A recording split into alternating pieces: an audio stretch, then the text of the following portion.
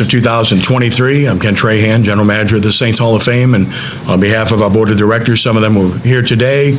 We appreciate you being here to cover this, and we also appreciate people that volunteer. Most of all, we appreciate the New Orleans Saints and the organization for what they have done for so many years to perpetuate something that we thought was a really good idea a long time ago, to be able to present the history of the franchise in the most positive fashion imaginable. I also want to recognize our Media Selection Committee members. Many of them are here today. They work really hard on this, and they care quite a bit. And we don't always agree on everything, but boy, they do a good job at coming up with the right solutions each and every year, and we deeply appreciate their input. Without any further ado, it's my pleasure to introduce the head coach of the New Orleans Saints, Coach Dennis Allen, introduce our inductee for this year. Dennis.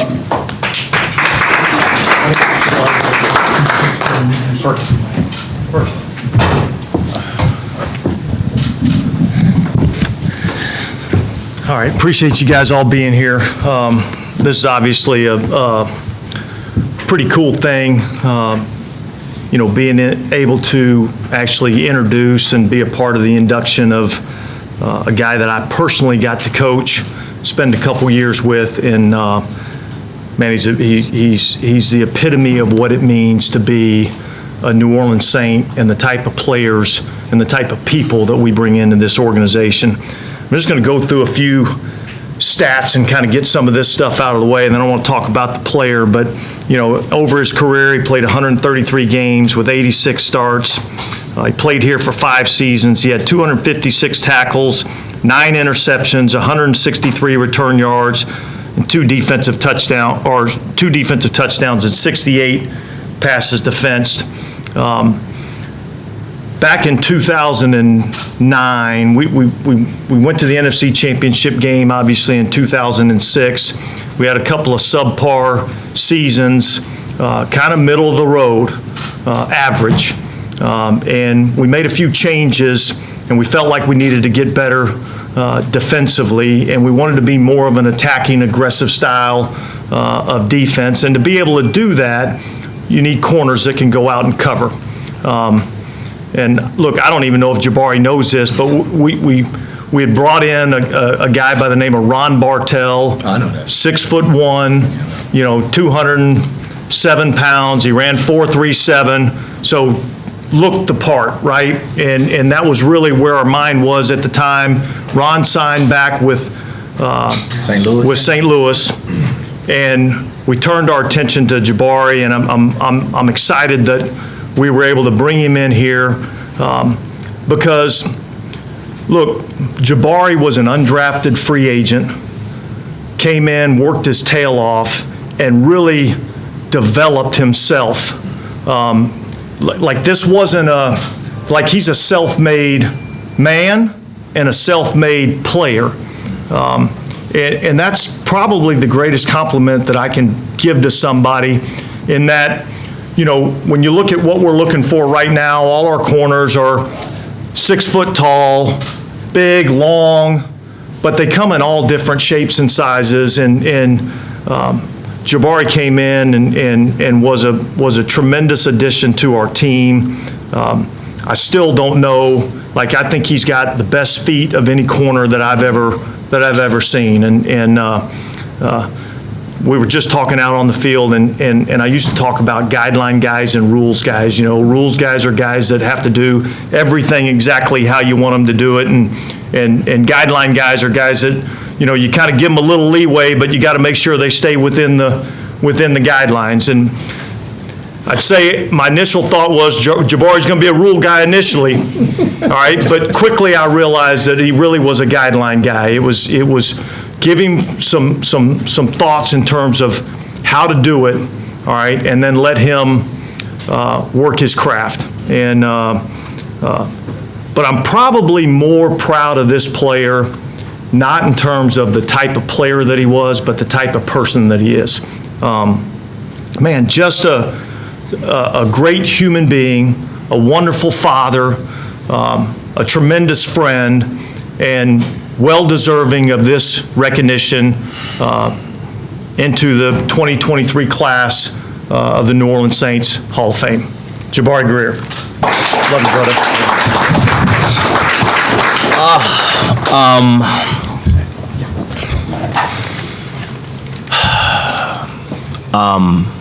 Thank you, DA.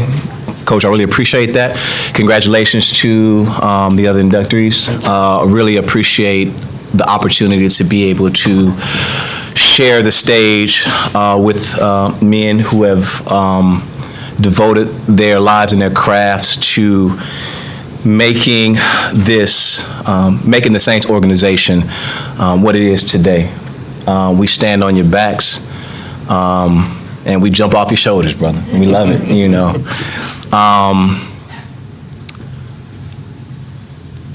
I am in awe and in gratitude and in like the utmost humility of what God has done in my life.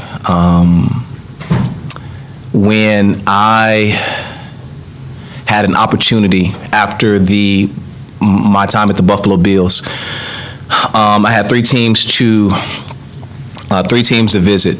It was the Detroit Lions, the Cleveland Browns, and also the Tampa Bay Buccaneers. And each time I went to one of those visits, I called my wife, Katrina, and told her, hey, this is where we going. This is what we here. We gonna be a Brown, baby. We gonna be a Lion. And every time she would tell me, just wait, just wait. And at the end of the Tampa Bay Buccaneer visit, I didn't have a place to go. And I didn't know what I was going to do. My agent called me and told me that New Orleans wanted to fly me in the next day. And so I flew in. And I remember taking a trip in the facility. I met Roman and I met Tracy.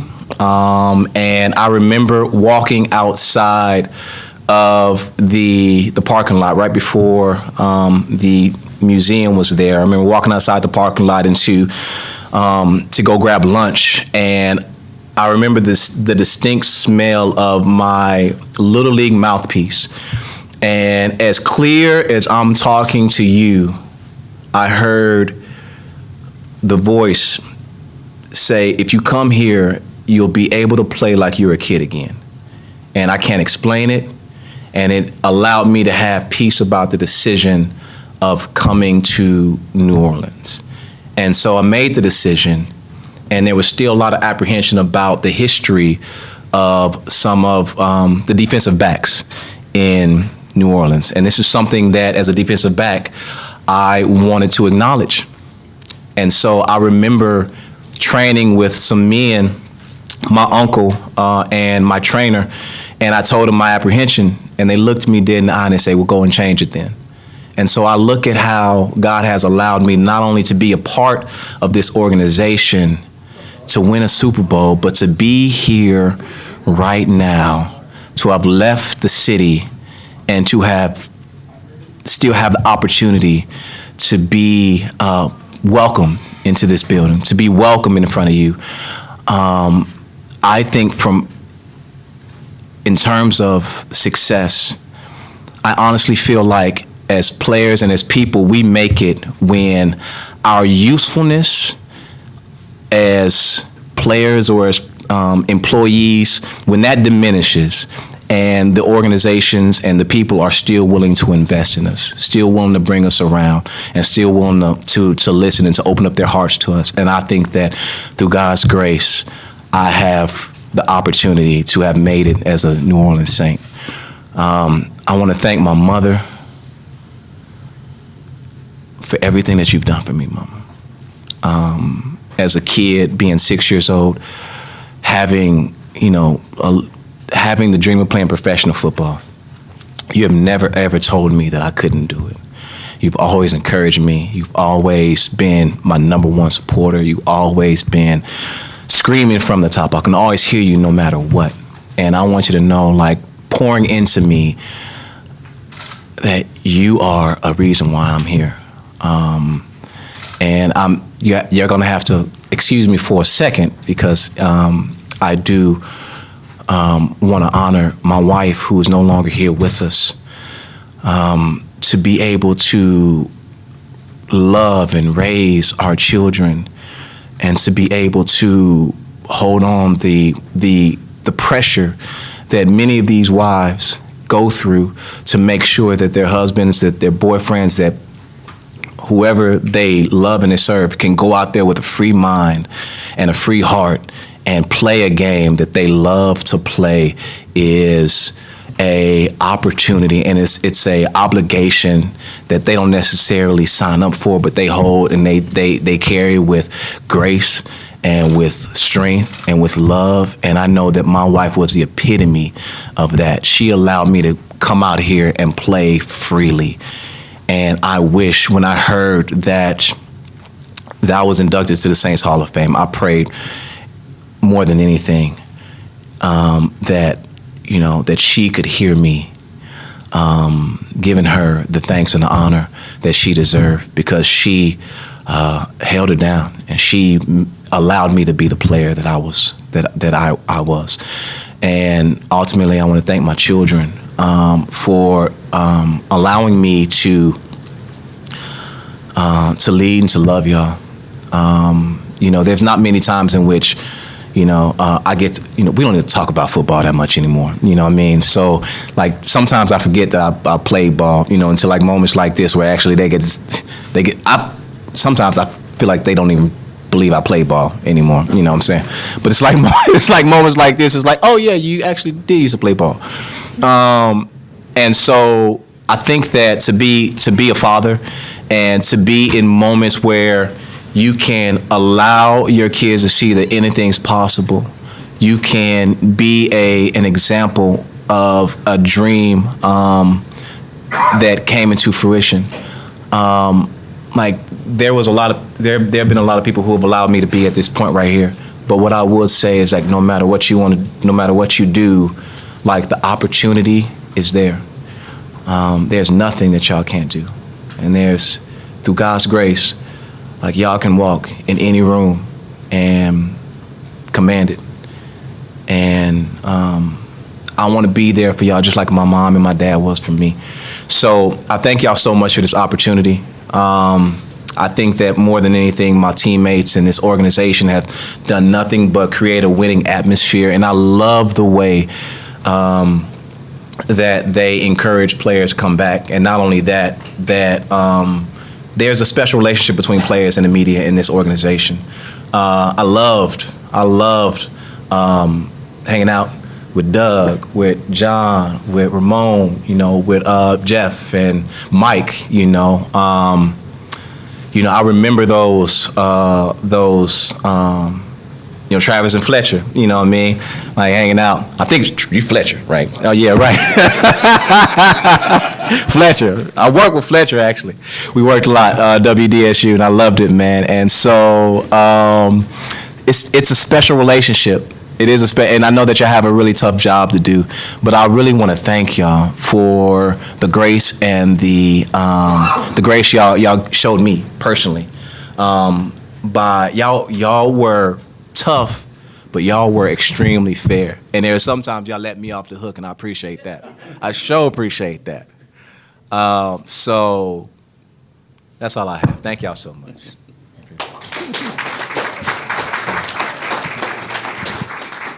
Questions? Jabari.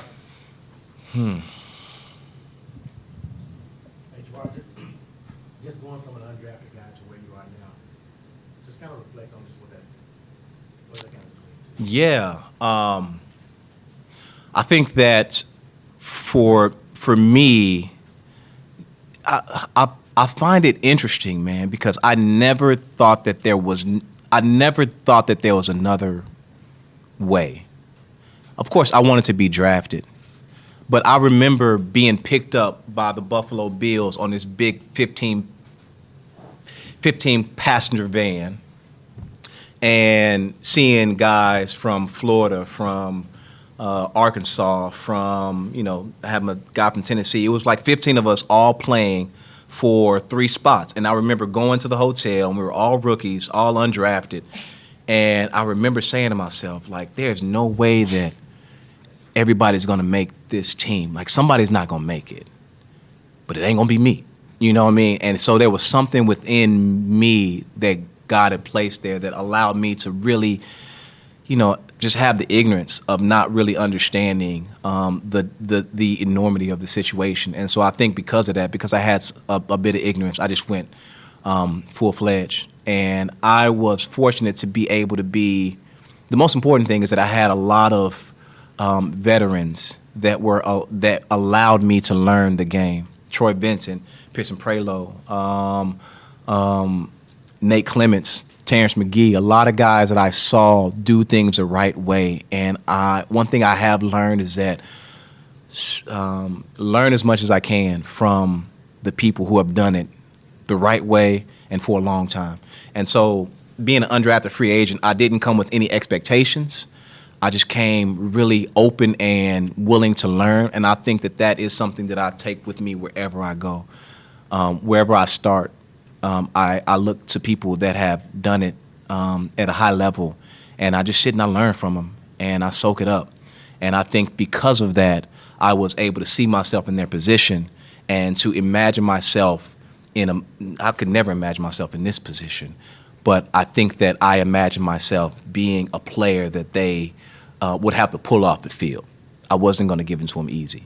And so it was an incredible journey being an undrafted free agent. You know, I would have appreciated taking a little bit more money up front, you know, like being drafted and having some of that money up front. But, you know, we all have our own journey, and I think that to embrace my own journey is something that has been good for me. Jabari, can you summarize your Saints career? Because DA basically said in you they found the player, cornerback, who was going to allow the team to play the way they wanted to. Yes. So one thing that was beautiful about, you know, what Greg Williams was really building here is a defense that would be very fluid in the middle and very aggressive in the middle, and two guys. He told us we're on the Audubon on the edges. So me and Tracy were basically in zero man-to-man coverage almost every play, you know. And so to be able, there's a challenge. First of all, there's an extreme fear to that. I don't know if y'all have ever like been on an island in front of 85,000 people, but you know the fear of like getting burnt in front of your family is real, you know. And so when you are there and the nearest person to you is 10 yards inside of you, and you have one of the world's best athletes running at you full speed, it can be challenging. And so it was really important for me to be an expert on technique, because what DA was saying, he was saying very eloquently that I didn't have, you know, that I don't have the, you know, all the intent, all the size and all the speed that a player would, you know, that a coach would want. But I definitely had what I had, and I made sure that I maximized that to ability. So to answer your question, I think my career was summarized by someone who understood that to be a player that they could count on, I had to understand that my part was someone who was going to lock down that corner. I mean, that was going to lock down that receiver one-to-one, and also was going to be someone that could talk to a younger player, someone who was going to be a positive influence in the locker room, somebody who was going to alleviate some of the burdens from our coaches and some of the older players in the meeting room. So I do understand as a player, it's not just about competing on the field, but it's about the man that I show up as in the locker room, in the training room, in the cafeteria. Because as a young player, ultimately those coaches are going to ask, hey, what do you think about Jabari? And the way that they vouch for me, the way that they speak up for me, the way that they talk about my character may be the difference between, you know, Jabari being on this roster or Jabari being at home. And so I wanted to play not only the game inside of the lines, but I wanted to present myself as the man that I am outside of the lines as well.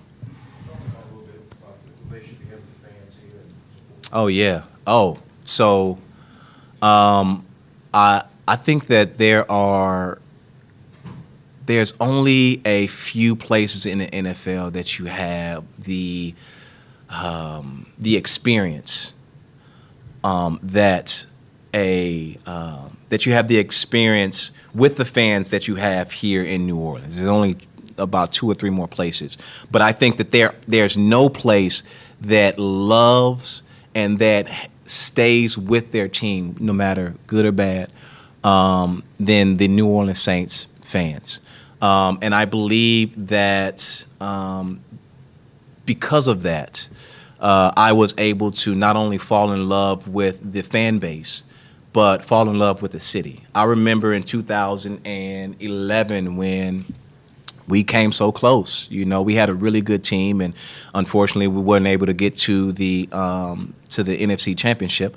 And I remember coming home from San Francisco, and the streets were lined with thousands and thousands of fans, like loving us, encouraging us, being there for us, whether win or lose. And there's many times in which we walked out the tunnel after a tough loss in the Superdome, and people were encouraging us just as if we had won the game, picking up our heads, not ever giving up on us. And so I do understand that we had set a standard of winning and of excellence from that 2009 to 2011 season. People were expecting us to be to hold a certain standard. But when we did not meet up to that standard, every single week we were met with grace. We were met with understanding. And I think that you only get that in a city that sees itself in its team. The way that the New Orleans Saints embraces diversity, they embrace community, they embrace family. You know, I think it permeates throughout the city. This is a city that loves its people. This is a city that loves its people. And because they love its people so well, they love their team. These people love their team. And I think that in turn, the teams love the community. I could not have been, I could, like, through God's grace, I came to the best place on earth to play football. And there is no place like the Superdome on Sunday.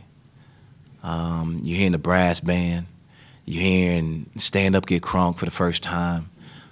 You know, those are moments that you can't replicate. And to be on the center stage, to be on the center stage in front of 85,000, 90,000 people when Stand Up, Get Crunk on, when Stand Up and Get Crunk comes on, and everybody's going crazy, so much where I can't even hear the guy next to me, is something that was so special. And I feel like that you can only get here, And so, I mean, for me, this became home, and it's still home. My children were born here. You know, we have New Orleans circulating through our blood, you know, and the way, I think it was just a definitive point in my life where everything changed. It's kind of like post-New Orleans, you know, pre-New Orleans or post-New Orleans for me, you know. And so, yeah, the relationship between the team and the fans is one that's special. And for me in particular, I think that this is one of the best places on earth. I love New Orleans. And because New Orleans has loved me so well. Yes, sir. Talk about your high and low moments as a New Orleans Saint. Oh, okay, great. So I've told this story plenty of times, and I know that. So the moment, the best moment that I would say would be obviously 2009. So we worked so hard to make the playoffs and make the Super Bowl. We finally get there and we win it. Right? We win the game, and all my family comes down. They come down. My mom's there, my brother's there, my wife's there, my newborn son, and my older my daughter was 6 at the moment, and my son was 5, and we had a 17-month-old, and she was pregnant with my other son. The confetti's coming down, and I remember at that moment. I remember where I was at 6 years old. I was up, staying up late, way past my bedtime. I know my mom probably don't, probably don't realize this, but I'm up, have a TV in my room. I'm staying up late past my bedtime, and I'm seeing the New York Giants. They play, I think it was the Buffalo Bills New York Giants game. I'm seeing the confetti falling, and I'm in my room, and I'm like, man, that looks incredible. Fast forward 20-something years, and now my children are there at the moment. The confetti's falling on their face. And I realized at that moment, like, their lives would never be the same. So it wasn't about the game. It was about this sport, this team, this opportunity, this moment has given me an opportunity to change, through God's grace, given me the opportunity to change my children's life, and then in turn, change my children's children's life. They have experiences that I've never had before. I've never been in a moment like this, and now through God's grace, I'm able to share these things with my kids. And so that will change them, and that will change their children and their children's children. And so I think the worst moment, well, the most painful moment obviously was my injury. That was the most painful moment. The worst moment, I don't necessarily know what a worse. Oh, I mean, we could have been getting beat by Tom Brady deep ball the last second. Yeah, I know, right? Okay, so basically we're in Foxborough, and the only thing we gotta do is you just hold them. We just gotta hold them. And they 2-minute warning. Tom Brady's on the field. They got 2 rookie wide receivers, and they just go methodically down the field, and we go cover 4. We only have to hold them one more play. The clock's ticking, 20-something seconds, 19 seconds, 18 seconds. Tom Brady steps back. Coach says, get deep. I get deep. He throws it over my head in the corner. Touchdown, we lose the game. I'm seeing this play over and over again. It's still going on ESPN. The play is still in repeat on ESPN. My father at that moment, it was 2013. It was 2013. My father at that moment was, he had been diagnosed with terminal cancer. So he was in the process of transitioning. So, at the moment I felt bad for my teammates. I'm like, man, I let my team down. I wish I could be, I messed up. But there was some clarity, understanding it could be worse. My dad's fighting for his life right now. Let me call him and, cheer him up, And so I remember going home and picking up the phone and being like, hey, Dad, how you doing? How you doing, Daddy? My dad sat there for a minute. He said, I'm doing better than you, buddy. I'm doing better than you. I was like, oh, yeah, you're right. And I just cracked up. So that was one of my worst moments, but it became one of my best moments. You know what I mean? It just shows, it was the epitome of my dad. And so I was like, yeah, you're probably right. So that's it. Yeah. We good? Thanks, guys. Oh, did you good? Pleasure? Oh, okay, yeah. Awesome. Thank y'all. Okay. Class personified. Jabari has been through a lot in his personal life, and every step of the way he was as gracious as you could possibly imagine. Had him speak at faith-based functions on a few occasions back in the day, and that's obviously a big part of his life still today, which is awesome. Of course, we have 3 honorees in the room I want to recognize before I introduce this year's Joe Gemelli Fleur Lee Award recipients. This award is all about people that have contributed to the betterment of the New Orleans Saints organization over an extended period of time. And we have 3 of those previous honorees that are in the room today. I want to recognize Marco Garcia, the original New Orleans Saints Spanish broadcaster here today, whom we honored. I also want to recognize one of the longest tenured New Orleans Saints employees in the history of the franchise, one of the finest people you'll ever meet, from our board of directors, Barra Bircher, who's in the back of the room there. And the Saints Director of Administration for 95 years now or something like that, my friend Jay Romig over here. So we will honor Jabari, the actual induction will take place December the 8th. The actual induction is the weekend of the Carolina Panthers game, December 8th through the 10th. That's when the actual induction of these gentlemen will take place. Today's the announcement, just to clarify that for everyone. And we'll honor Jabari tonight and tomorrow. He'll be in Biloxi. He'll be speaking tonight at a reception in Biloxi, and then he'll be at a golf tournament tomorrow morning, and then throwing out a first pitch at a baseball game tomorrow night. So he's been working on his fastball. He tells me he's up to 85 or so. It's all good, man. Joe Gemelli Florida Lee Award, as I alluded to previously, is all about people that have contributed in some fashion to the betterment of the New Orleans Saints organization. The list of honorees is really diverse from the standpoint of what they did and what they contributed. And this year is a unique situation. We've done this on a few occasions. And our selection committee, our media guys do a great job at identifying people who have done pretty much everything. It runs the gauntlet, from guys that were on the chain gang to stat guys to people that were media people, to politicians, to people that worked in some capacity with the team, or just fans. And the guys we have here today typically would be the guys on that podium right now. They'd be the guys shooting this as we speak, because they both did such a terrific job in that capacity in covering the New Orleans Saints for the better part of a couple of decades, in the days where camera people were full-time employees and they did their work on a day-to-day basis.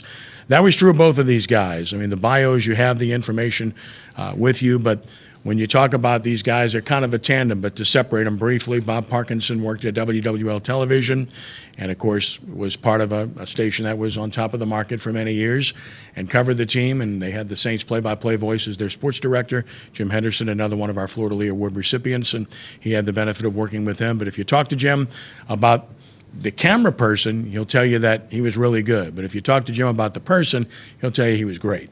I think that's probably the best compliment you can pay to anyone. And we're pleased to be able to announce that he's one of our Joe Gemelli Florida Lee Award recipients this year. Ladies and gentlemen, I give you our honoree for this year, number 1, Bob Parkinson. Bob? Thank you. First, I'd like to congratulate Jabari and Steve for this honor, well-deserved. And like Jabari said, when he was talking about the fans, there's no better place to play in the Dome. I mean, it gets so loud. They can talk about Seattle all they want. No, sorry, it's the Dome. When that place is rocking, you can't hear yourself think. It's amazing. The other thing is how fast and how hard these guys hit. They are. That's the first thing you notice when you get on the field for the first time, is just how fast you guys are and how hard you get hit. And yeah, I just would go, how is this person even getting up off the ground right here? But anyway, I would like to thank the New Orleans Saints organization. I'd like to thank the Hall of Fame committee, Kenny Trahan, for this nomination and this selection. You know, us folks behind the lens, we don't get a whole lot of publicity or acknowledgement. So Jim Henderson called me, and he was telling me, well, you're on this, you've just been inducted into the Saints Hall of Fame. And I think most of you guys might know that he has a wicked sense of humor. And I'm just I'm just like, okay, where's he going with this? You know, this is not happening. So I'm not saying much. I don't even know if I said a word.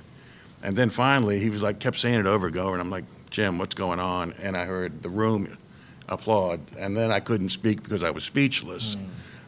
So it's really a great award. I worked for Channel 4 for about 30 years. 20 was in sports. I got taken out when Katrina hit. You got to remember, we were still being reminded of the Ditka era. And people would come up to me and you're out of sports? And I go, yeah, thanks to Katrina. And everybody would say, well, you know, you cover the disasters every Sunday in the fall, so you'll be in your element. But I'd also be remiss if I didn't mention all the great people that I worked with at Channel 4, starting with Jim, obviously, but Mike Hoss, who's now the play-by-play guy for the Saints. Juan Kincaid's over at Channel 8. Mike Schaefer's in charge of Channel 8. Lee Zurich's over at Channel 8. It seems like everyone at Channel 4 is now over at Channel 8. And I don't want to leave anybody out. We had Tom Planchet, great producer. Mike Schaefer was a producer. Brent Leday and Joe Friesard, just wonderful human beings. I couldn't have gotten anywhere close to where I got if I hadn't had those people having my back. So I'd just like to say it's been a great honor something I never believed would happen. Was shocked when I got the word. Still kind of shocked, but thank you.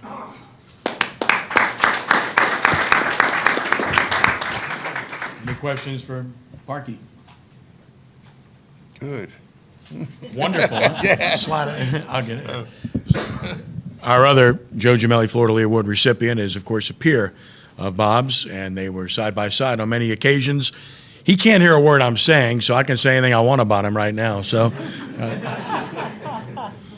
that's him. We joke about that frequently, but hearing's not his best suit.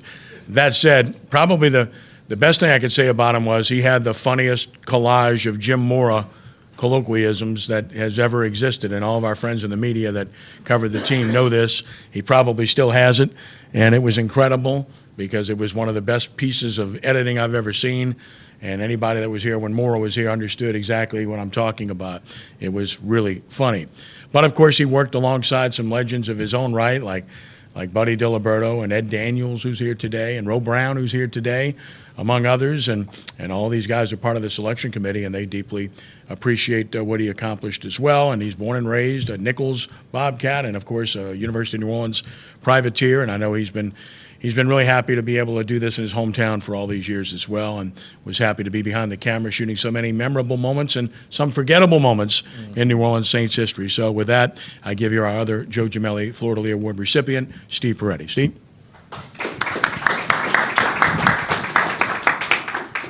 Well, I wasn't prepared to say anything because he told me, you're not going to have to say anything. Don't worry about it. Just sit there. So, and if it would have been last night, I wouldn't have said anything because I lost my voice yesterday. So that would have been good for today. I wouldn't have had to say anything. But anyway, I want to thank everybody for coming today and those that voted us in for this award, because this guy was one of the reasons why I was better at what I did, because I would always follow him to see what the hell is he doing. If I didn't see Bob somewhere, I said, he's up to something. I better look for him. So I'd find him all kind of places, getting the dunk on the coach and all that kind of. He always could work his way into the bench, and I always got spotted and got pulled out by the state police. But anyway, I worked with Buddy Diliberto got me into this, and I bugged him for a long time to do it. And I worked at the Picayune, and I used to give him race results, and I wasn't supposed to.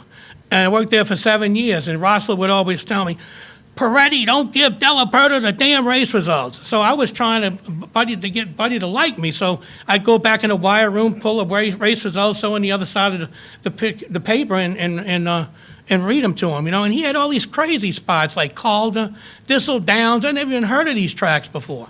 So anyway, he gave me a start. He said, if you can get 6 months in TV somewhere, I can get you in. So I went to Lafayette and worked there for a while, and then I came back to New Orleans. And he got me in, and I worked there in sports for 22 years. And I worked with Ed and Roe and Vince Marinello, and it was a very interesting department, let me tell you that. Working just with Buddy was enough, but with these two guys, I used to love to bug Ed, and he still hates me today for the stuff I used to do for him. I hope he still loves me, because I love him. I never did do it on purpose. But anyway, You did it on purpose. yeah, I did. It was a great run. I mean, I saw some good things. I saw some bad things. I mean, one of the memories I have, most people would say, why would that be a memory? But it was for me.